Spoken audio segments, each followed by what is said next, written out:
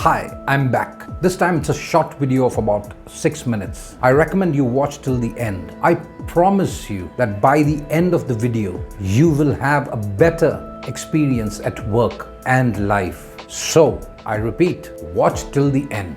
It has become increasingly a do or die situation to keep the pink slip at bay.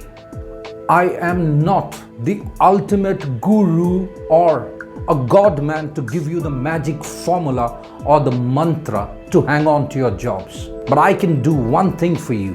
What I can give you is drawn from my experience, some practical tips, at least 5 of them that will help you hang on to your jobs. In my 32 years of career, I switched jobs only once. After having served the country in the Indian Navy for 22 years, I joined a company managing offshore vessels in the oil and gas sector. I stuck to that company for 10 years. I had never worked in the oil and gas sector, and by Jove, I was scared. The oil and gas sector is dominated by highly professional, offshore, experienced people.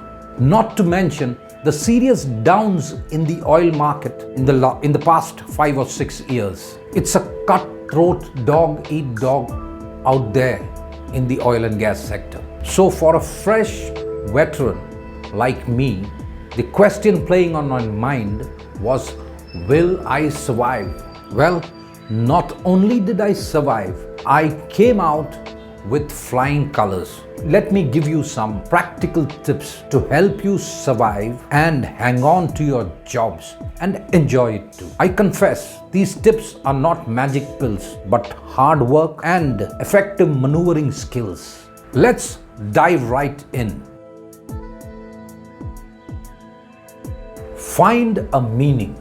Have you guys come across a book, Man's Search for Meaning, authored by Viktor Frankl, a neurologist, a psychiatrist, and above all that, a Holocaust survivor?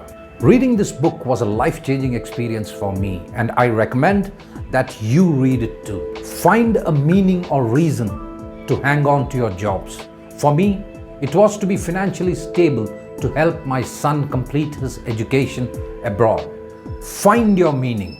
It may be to close out a loan, or it may be to prove to somebody or yourself that you are the best, or it may just be that you hate to lose.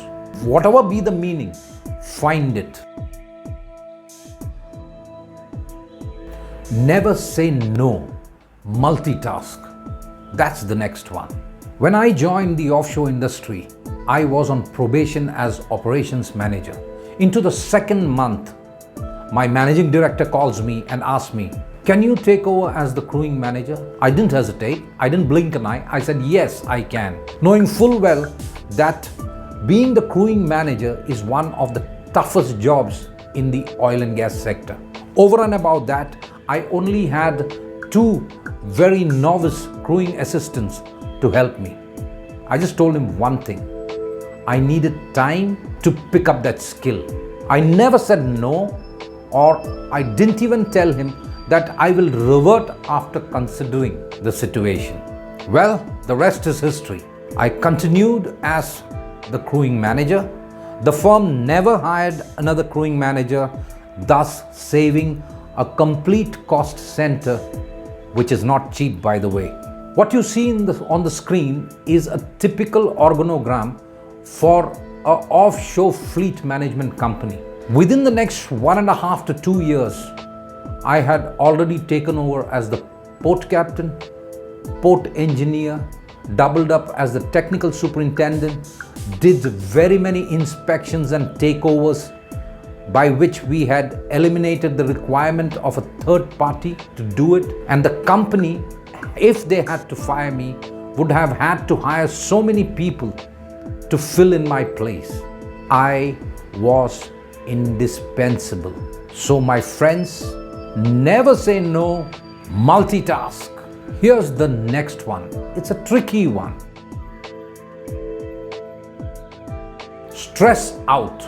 I know, it sounds out of place. People will tell you, calm down, relax, take your time. But that's not the thing for me. Stressing out on a situation or a job which is going to be difficult always brought the best out of me. Stressing out was an emotion that drove me further and further to complete it and come out with flying colors. I'm not telling you to stress out. If stressing out is not your thing, then bring out that emotion that brings the best out of you. My father had introduced me to two very inspiring stanzas by Longfellow and Frost. Whenever I was in a tough situation, these two stanzas always played out in my mind like a song.